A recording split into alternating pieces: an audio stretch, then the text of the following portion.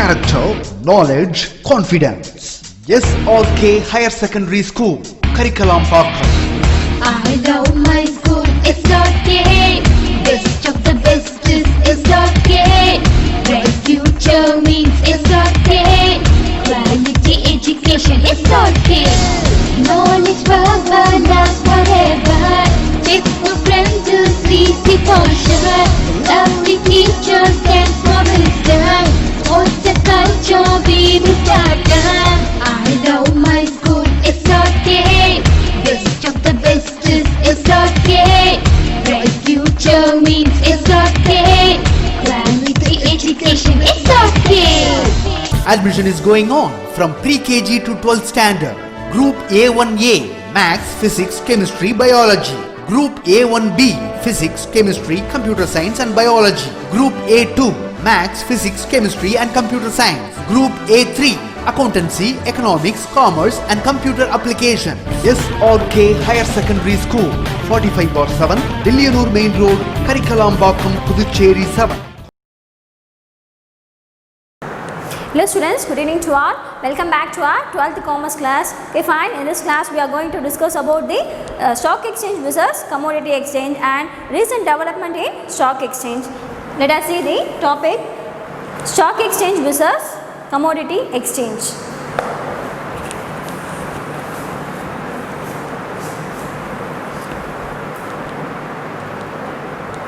So first feature is meaning. Okay, stock எக்ஸ்சேஞ்சோட meaning என்ன and commodity எக்ஸ்சேஞ்சோட meaning என்ன அப்படின்றத பார்க்கலாம். Stock exchange also call stock market or share market. So underline பண்ணுங்கள், stock எக்ஸ்சேஞ்சுக்கு என்னென்ன நேம் கொடுத்துருக்காங்க? Stock market or share market. as one most important constituent of capital market. So இது என்னது? ஒரு important constituent in capital market. capital marketல ஒரு important one என்ன அப்படின்னா இந்த stock exchange. stock exchange is an organized market for the purchase and sale of industrial and financial securities. So stock எக்ஸ்சேஞ்சுன்றது என்ன market நம்ம ஆல்ரெடி பார்த்துருக்கோம். ஸ்டார்டிங்லே ஒரு ஆர்கனைஸ்ட் மார்க்கெட் அப்படின்றத பார்த்துருக்கோம் இல்லையா? ஸோ அங்கே என்னென்ன பண்ணுவாங்க? Sale of and purchase of industrial and financial securities. ஓகேவா? So financial and industry base பண்ண செக்யூரிட்டிஸ் எல்லாமும் வாங்கவும் விற்கவும் செய்யக்கூடிய இடம் தான் இந்த ஸ்டாக் எக்ஸ்சேஞ்ச் அப்படின்னு சொல்கிறாங்க. It is convenient place where trading in securities is conducted in a systematic manner. So இது என்ன பிளேஸா? ஒரு கன்வீனியன்ட் பிளேஸ். ஓகேவா? அதாவது சூட்டபிளான பிளேஸ் அப்படின்னு சொல்லுவோம் இல்லையா? அங்கே என்ன நடக்கல? செக்யூரிட்டிஸை வந்து சேல் பண்ண, தட் மீன்ஸ் ட்ரேடிங் நடக்கிறதுக்கான ஒரு கன்வீனியன்ட் பிளேஸ் தான் இந்த ஸ்டாக் எக்ஸ்சேஞ்ச். அது எப்படி நடத்துகிறாங்களா? ஒரு systematic manner, that means rules and ரெகுலேஷன்ஸ்லாம் ஃபாலோ பண்ணி நடத்துகிறாங்க. Okay, that is as per certain rules and regulations இல்லையா? Next one, meaning of commodity exchange. A commodity exchange is an exchange where commodities are traded. லிசன்மா, இதுக்கு பாருங்கன்னா என்னென்ன இங்கே trade நடக்கும் அப்படின்னா securities இல்லையா? ஆனால் இதில் என்னது? கமோடிட்டிஸ் மீன்ஸ் குட்ஸ் இல்லையா? ஸோ அந்த மாதிரி குட்ஸ் சம்மந்தப்பட்ட ட்ரேட் நடக்கிறது தான் என்ன exchange? Commodity exchange. Tradable commodities falls into following category. So என்னென்ன கமோடிட்டிஸ்லாம் இங்கே ட்ரேட் ஆகுது பாருங்கள். எக்ஸாம்பிள் கொடுத்துருக்காங்க.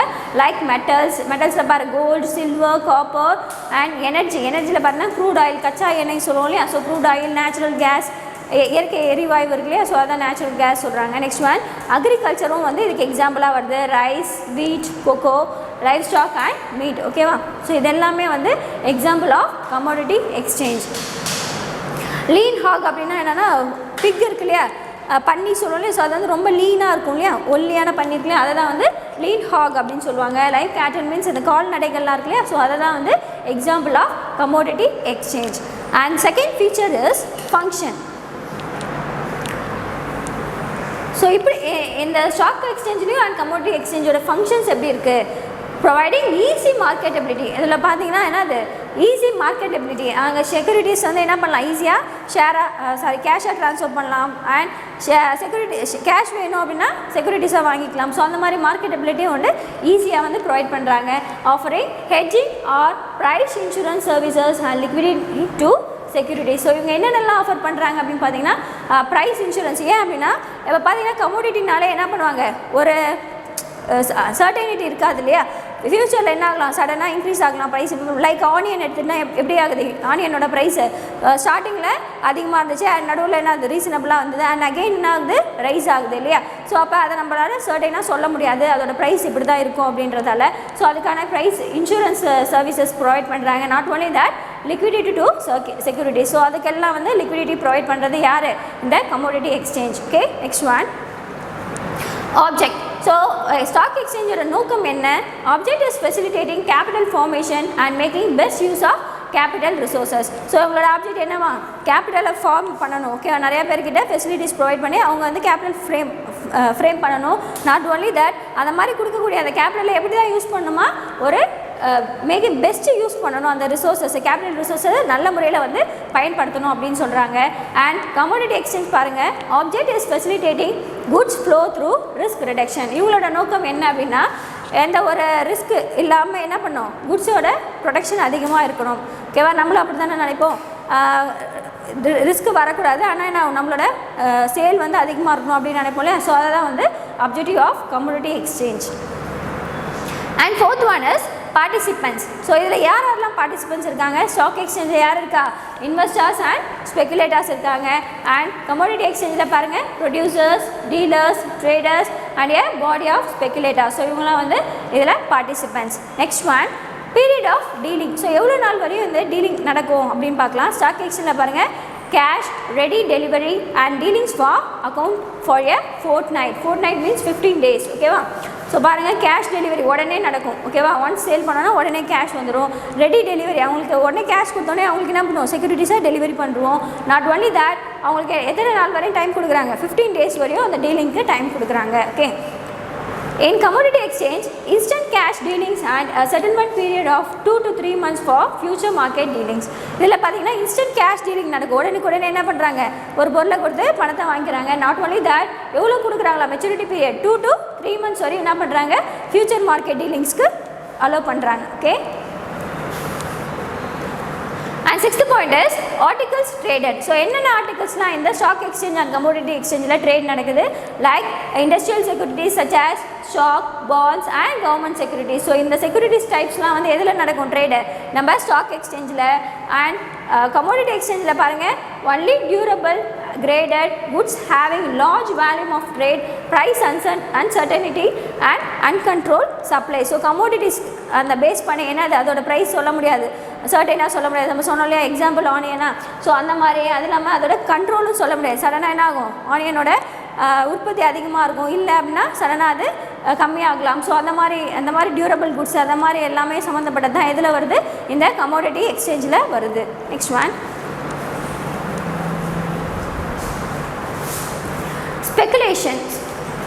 ஊக வணிகம் சொல்லுவோம் இல்லையா, அதுதான் ஸ்பெகுலேஷன் சொல்கிறாங்க. Speculation ensures saleability of securities, affording a broad, ready, liquid and continuous market of securities. So இங்கே பார்த்தீங்கன்னா என்னென்ன மார்க்கெட் இருக்காங்க, செக்யூரிட்டிஸ்க்கு ப்ராட் மார்க்கெட் இருக்குது, ready market, liquid market and continuous market. So இந்த மார்க்கெட் எல்லாமே எங்கே அவைலபிளாக இருக்குது, நம்ம ஸ்டாக் எக்ஸ்சேஞ்சில் அவைலபிளாக இருக்குது. அண்ட் கமோடிட்டி எக்ஸ்சேஞ்சில் பாருங்கள் speculation ensures assumption and absorption of price risk. So இதில் எப்படி இருக்குமா, ப்ரைஸ் ரிஸ்க்கை வந்து அசம்ஷன் அண்ட் அப்சார்ப்ஷன் பண்ணுற மாதிரி தான் ஸ்பெகுலேஷன் இருக்கும். Next one forward contract.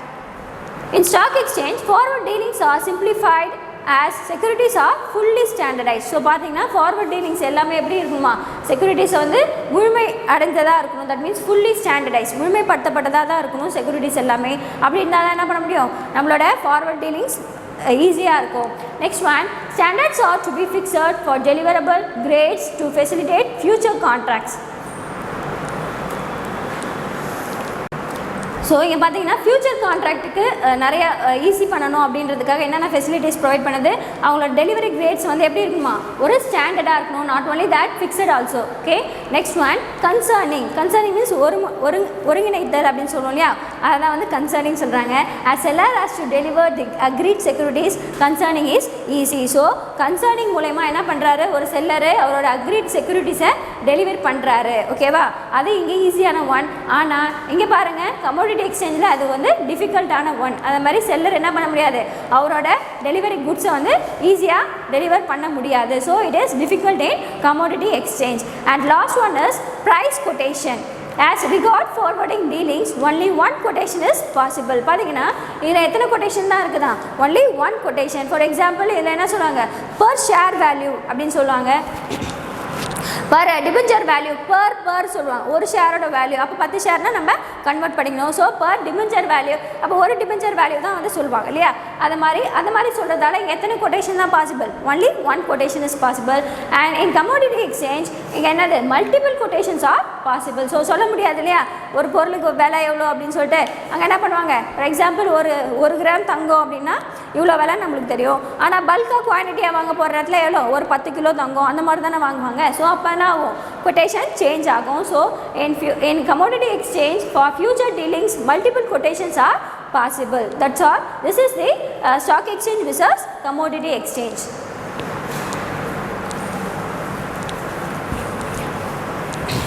And next point is recent development in stock exchange. Okay, so recent stock exchange la enna development irukku அப்படின்றத step by step கொடுத்திருக்காங்க. The structure of stock market in India has undergone a vast changes due to the liberalization process initiated by the government. So பார்த்தீங்கன்னா நம்ம stock எக்ஸ்சேஞ்சில், நம்ம இந்தியாவில் இருக்க stock எக்ஸ்சேஞ்சில் என்ன சேஞ்சஸ் வருதான்? Vast changes. ஓகே, நிறைய டிஃப்ரெண்ட் டைப்ஸ் ஆஃப் சேஞ்சஸ் வந்து கொண்டு வந்திருக்கு. யார் கொண்டு வந்தது அப்படின்னு பார்த்தீங்கன்னா நம்ம கவர்மெண்ட் வந்து கொண்டு வந்தாங்க. ஸோ எது மூலயமா? எந்த ப்ராசஸ் மூலயமா? இந்த லிபரலைசேஷன் ப்ராசஸ். தட் மீன்ஸ் உலகமயமாக்குதல். அந்த ப்ராசஸ் மூலயமா என்ன பண்ணுறாங்க? நிறைய ஸ்ட்ரக்சர்ஸ் வந்து நம்ம ஸ்டாக் எக்ஸ்சேஞ்சில் கொண்டு வந்திருக்காங்க. A number of new stock structures have been added to the existing structure of the Indian stock exchange. பார்த்தீங்கன்னா நிறைய நியூ ஸ்ட்ரக்சர்ஸ் வந்து நிறைய கட்டமைப்புகள் புதுசாக கொண்டு வந்து என்ன பண்ணுறாங்க? நம்ம ஏற்கனவே இருந்த ஸ்ட்ரக்சரில் சேர்த்துருக்காங்க. Next one, a brief description of this structure in the Indian stock market system is presented below. So அப்படி என்னென்னலாம் கொண்டு வந்தாங்க ஸ்ட்ரக்சர் அப்படின்றத கொடுத்துருக்காங்க. First point, national stock market system, that is NSMS. National stock market system was advocated by the high-powered group on the establishment of new stock exchanges headed by Sri M.J. Perwani, popularly known as Perwani Committee. At present, the national stock market in India comprises the following. So என்ன சொல்கிறாங்க? இந்த NSMS வந்து யார் establish பண்ணது? இந்த high powered group எல்லாம் ஒன்றா சேர்ந்து யாரோட தலைமையில் பண்ணுறாங்க? Headed by Shri MJ Pherwani. அவரோட தலைமையில் என்ன பண்ணுறாங்க? இந்த குரூப் எல்லாம் ஒன்றா சேர்ந்து இந்த NSMS நேஷ்னல் ஸ்டாக் மார்க்கெட் சிஸ்டமை எஸ்டாப்ளிஷ் பண்ணுறாங்க. ஓகே, ஸோ அதுக்கு என்ன சொல்லியிருக்காங்க பாருங்கள்? Popularly known as Pherwani committee அப்படின்னு சொல்லியிருக்காங்க. சரியா? எல்லாருமே ஒன்றா சேர்ந்ததால் அது கமிட்டி அப்படின்னு சொல்லியிருக்காங்க. ஆனால் இப்போ at present the national stock market in India comprises the following. So இப்போ இந்தியாவில் என்னென்ன வந்து ஸ்டாக் மார்க்கெட் கொண்டு வந்திருக்காங்க கொடுத்துருக்காங்க பாருங்கள். First one, National Stock Exchange of India Limited, that is NSE. ஓகேவா? Second one, Stock Holding Corporation of India Limited, that is SHCIL. And third one is National Clearing and Depository System, that is NCDS. And the fourth one is Securities Trading Corporation of India, STCI. And fifth one is National Securities Depository Limited, NSDL. Okay, so these are the stock markets in India. So let us see the brief in detail. First one, National Stock Exchange, NSE.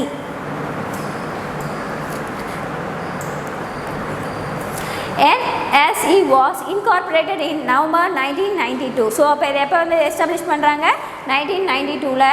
It is a country-wide screen-based and order-driven trading system. So இது எப்படி இருக்குதா? ஒரு country வைடில் screen base பண்ண மாதிரி இந்த trading நடக்குது. Online and order driven trading system. ஓகேவா? இப்போ நம்ம பண்ணுறோம் இல்லையா, ஆன்லைன் பர்ச்சேஸ்லாம் பண்ணுறோம் இல்லையா, த்ரூ நெட்வொர்க் மூலயமா ஒரு பொருளை நம்ம வாங்குகிறோம். அதுக்கு டெலிவரி கேஷ் மூலயமா, எது மூலியம், கார்டு மூலயமா இல்லை பேங்க் மூலயமா நம்ம ட்ரான்ஸ்ஃபர் பண்ணுறோம். லைக் தட் இந்த கமிட்டி என்ன பண்ணுது அப்படின்னு பார்த்தீங்கன்னா ஸ்க்ரீன் பேஸ்டாக இருக்குது. அது மட்டும் இல்லாமல் countrywide, okay, all over the world என்ன பண்ணுது? ட்ரேட் நடத்துது. It uses satellite link to spread trading throughout the country, thereby connecting members scattered all over the India. So அப்போ ஆல் ஓவர் தி இந்தியாவில் பண்ணுதுன்னு சொன்னோம் இல்லையா, அதுக்கு என்ன யூஸ் பண்ணுது அப்படின்னா இந்த சேட்டிலைட். ஓகேவா?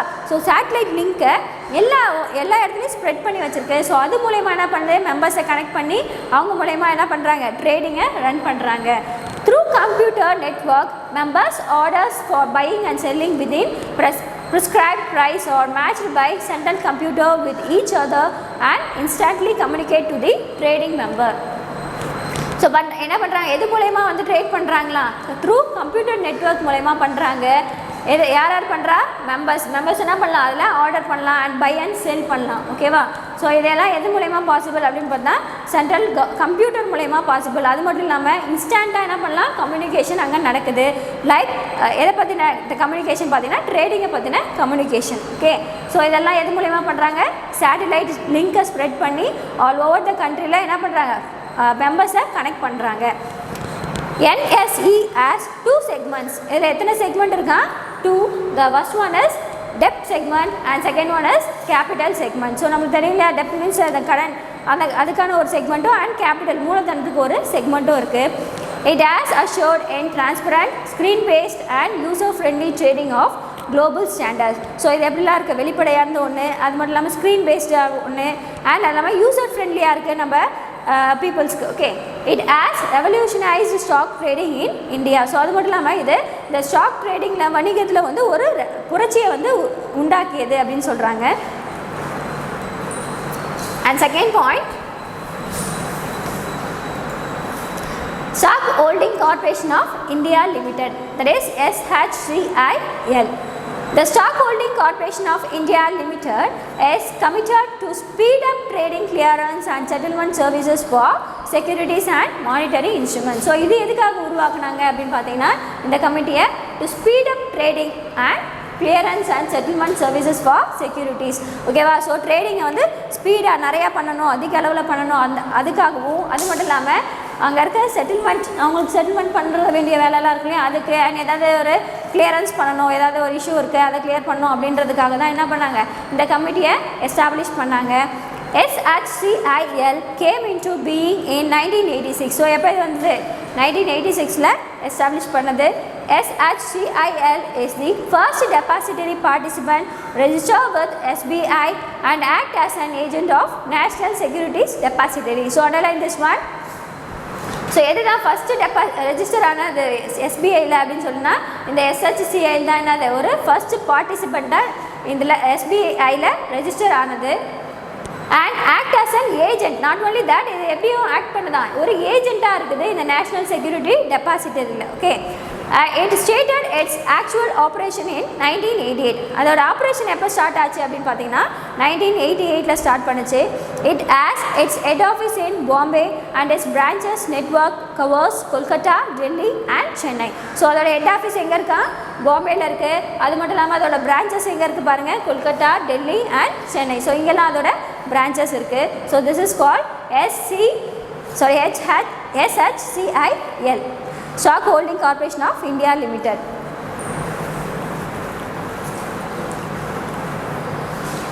And third one is National Clearance and Depository System, that is NCDS. Okay, so பார்க்கலாம். This system was created chiefly to help overcome the problems of settlements and clearance of transactions consequent to the enormous workload on the clearing agency and share transfer agency. So இது எதுக்காக உருவாக்கப்பட்டதா, எதுக்காகனா ஏதாவது problems வரும் இல்லையா settlement பண்ணக்குள்ள, so அந்த ப்ராப்ளம்ஸை over come பண்ணவும் and not only that டிரான்சாக்ஷனில் ஏதாவது consequent வந்தால் அதை வந்து கிளியர் பண்ணுறதுக்காகவும் எது உருவாக்கப்பட்டது, இந்த national clearance and depository system உருவாக்கப்பட்டது. The problems mainly arose out of systematic risk like counterparty risk, credit risk, bad deliveries, long delayed deliveries, counterfeit scripts and forged scripts. So இந்த ப்ராப்ளம்ஸ்லாம் எது மூலயமா வருது அப்படின்னு சொல்லி கொடுத்துருக்காங்க பாருங்கள். ஸோ கடன் வாங்குறோம்ல அதனால் வருது. அண்ட் பேட் டெலிவரிஸ், ஓகே ஏதாவது ஒரு பொருளை நம்ம தப்பாக வந்து டெலிவரி பண்ணுறோம் அது மூலயமா, இல்லை டெலிவரி பண்ண லேட் ஆகுது அது மூலயமா. அது மட்டும் இல்லாமல் என்னது ஒரு ஸோ போலியான ஏதாவது செக்யூரிட்டிஸ்லாம் இது பண்ணுறோம் இல்லையா, ஸோ அந்த மூலயமாலாம் ப்ராப்ளம்ஸ் வரதால் அது எல்லாத்தையும் கிளியர் பண்ணுறதுக்காக தான் இந்த national clearance and depository system வந்து கிரியேட் பண்ணாங்க. Okay, so this is called NCDS.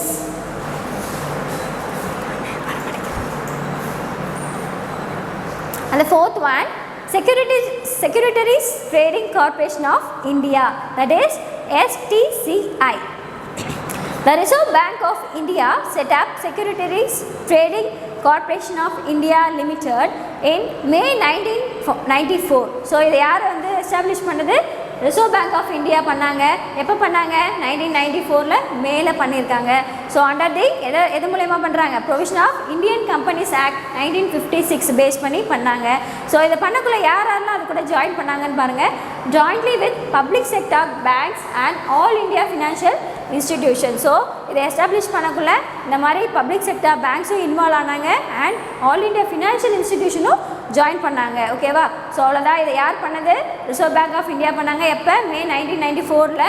அது கூட யார் யார் ஜாயின் பண்ணது பாருங்கள். Public sector banks and all India financial institutions. The main objective of establishing the corporation was to foster the development of an active secondary market for government securities and bonds issued by public sector undertakings. So இது எதுக்காக உருவாக்கப்பட்டது அப்படின்னு பார்த்தீங்கன்னா, secondary market பார்த்தோம் இல்லையா? Secondary மார்க்கெட்டில் என்ன பண்ணுவாங்க? ஓல்டு ஷேர்ஸை மறுபடியும் ரீசேல் பண்ணுவாங்க. ஸோ அந்த மாதிரி பண்ணுறதால அதில் வந்து நிறைய டெவலப்மெண்ட் கொண்டு வரணும், அதில் இன்னும் நிறையா வந்து இன்வால்வ் ஆகணும் பீப்புள்ஸ், அதில் நிறைய பாண்ட்ஸு செக்யூரிட்டிஸ் எல்லாமே அதிக அளவில் சேல் ஆகணும் அப்படின்றதுக்காக தான் என்ன பண்ணாங்க? இந்த STCIயை உருவாக்குனாங்க. It had an authorized and paid up capital of rupees 500 crores, of which RBI contributed 50.18%. So இதை பார்த்தீங்கன்னா இதை உருவாக்குனாங்களே, அதில் எவ்வளோ பெய்ட் அப் கேபிட்டல் ஆத்தரைஸாக இருந்துச்சு அப்படின்னா rupees 500 crores வந்து பெய்ட் அப் கேபிட்டலாக இருந்தது. அதில் RBI எவ்வளோ கொடுத்தாங்க, கான்ட்ரிபியூட் பண்ணாங்க அப்படின்னா 50.18% RBI contribution.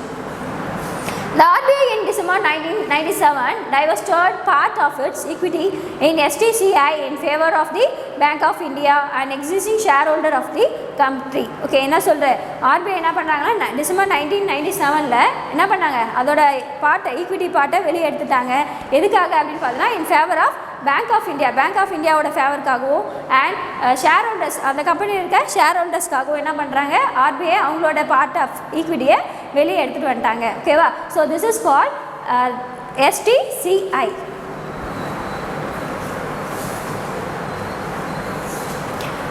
And the last one is National Security Depository Limited, NSDL. The Government of India enacted the Depository Act in August 1996. Okay, so Government of India எப்போ enact பண்ணுறாங்களா இந்த ஆக்டை? August 1996 பண்ணுறாங்க. Paying the way for setting up of depositories in India, thus pioneering the concept of depositories and assuring in an era of paperless settlement of securities. So இது எதுக்காக உருவாக்கப்பட்டது அப்படின்னா, எந்த ஒரு பேப்பரும் இல்லாமல் என்ன பண்ணலாம்? ஒரு செக்யூரிட்டிஸை ட்ரேட் பண்ணலாம். ஓகேவா? ஸோ இப்போ நம்மளாம் என்ன பண்ணுவோம்? பேப்பரில் சைன் வாங்கிட்டு சீல்லாம் போட்டு தானே நம்ம சேல் பண்ணுவோம். ஆனால் இது எதுக்காக உருவாக்கப்பட்டது? எந்த ஒரு பேப்பரும் இல்லாமல் என்ன பண்ணலாம்? ஒரு செக்யூரிட்டிஸை ட்ரேட் பண்ணலாம். National Securities Depository Limited, that is NSDL, was inaugurated as the first depository in India on November 8, 1996. So இதுதான் என்ன depository நம்ம இந்தியாவில் first depository. So underline this one more question. National Security Depository Limited was inaugurated as the first depository in India. Trading in dematerialized securities on the National Stock Exchange, NSE commenced in December 26, 1996. So இதுதான் வந்து என்னது? So அந்த டிமேட்டரலைஸ் security, that means அந்த paperless செக்யூரிட்டிஸை எப்போ inaugurate பண்ணுறாங்க அப்படின்னு பாருங்கள். Stock எக்ஸ்சேஞ்சில் December 26, 1996 பண்ணியிருக்காங்க. The Bombay stock exchange BSE also extended the facility of trading in dematerialized securities from December 29, 1997. So Bombay stock எக்ஸ்சேஞ்சும் என்ன பண்ணுறாங்களா? அந்த பேப்பர்லெஸ் செக்யூரிட்டிஸ் இருக்குல்லையா, அதான் டிமேட்டரலைஸ் செக்யூரிட்டிஸ். ஸோ அதை அவங்களும் என்ன பண்ணுறாங்க? எக்ஸ்டெண்ட் பண்ணுறாங்க. எப்போ பண்ணுறாங்க? December 29, 1997. ஓகேவா? ஸோ இதோட okay, today's class is over. Not only that, your quarterly portion is also covered. Okay, so read all the book back questions and try to score more marks in your quarterly exam. All the best. Thank you. Character, knowledge, confidence. SRK Higher Secondary School, Curriculum Podcast. I love my school, SRK. Best of the best is SRK. Bright future means SRK. Quality education, SRK. Knowledge for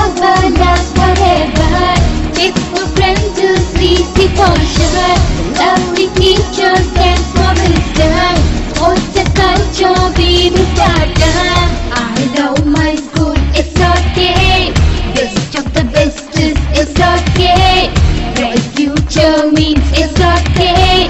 Quality education is okay. Admission is going on from pre-KG to 12th standard. Group A1A, Maths, Physics, Chemistry, Biology.